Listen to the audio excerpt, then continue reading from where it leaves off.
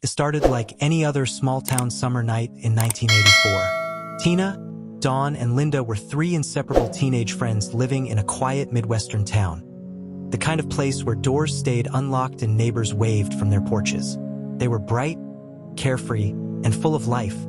But on one humid Friday night, everything changed. The girls were last seen leaving a local diner around 9:30 p.m., laughing as they headed toward the edge of town. When none of them returned home, panic swept through the community. Parents called friends, police organized search parties, and flyers went up overnight. But as hours turned into days, then weeks, hope began to fade. Then came the first grim discovery.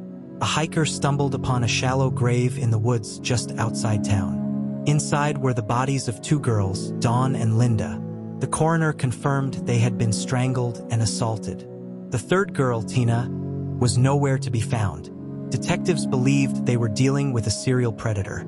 Someone local, someone who knew the area well. But there were no fingerprints, no witnesses, and no clear suspects. The case soon went cold, leaving behind a shattered community and grieving families demanding answers. Just when everyone had given up hope, the impossible happened. Months later, a bruised and terrified girl stumbled into a roadside gas station miles away from town.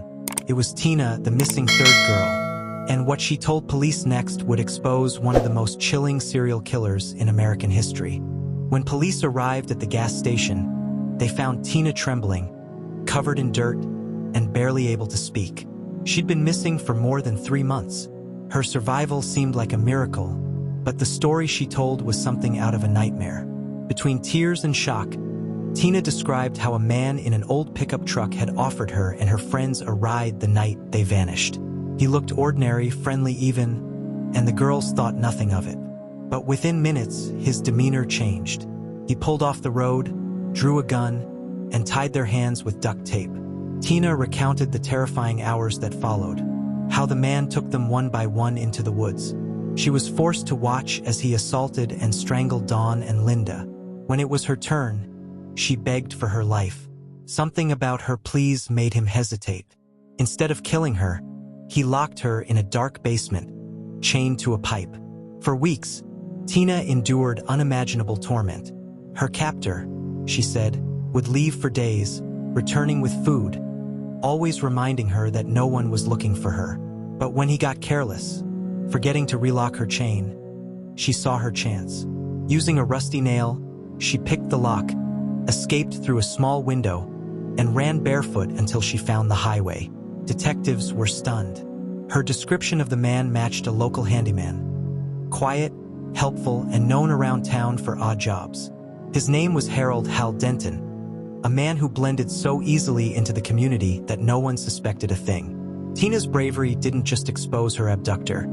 It reignited a case that would soon uncover more victims than anyone imagined.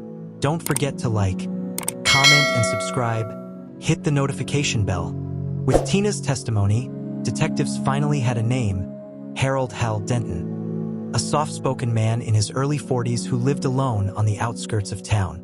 He was known for fixing fences, repairing cars, and offering help to neighbors.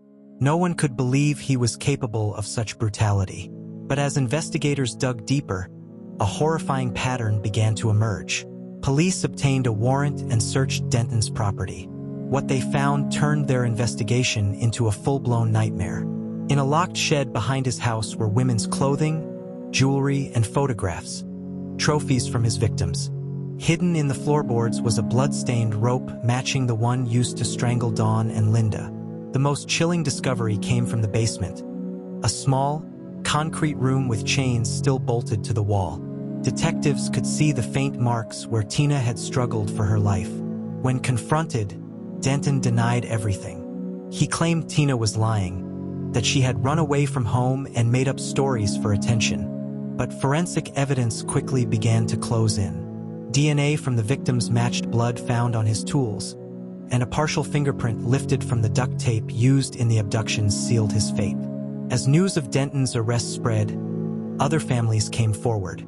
Parents of missing girls from nearby towns called police, fearing their daughters might be among his victims. The FBI joined the investigation, connecting Denton to disappearances spanning over a decade.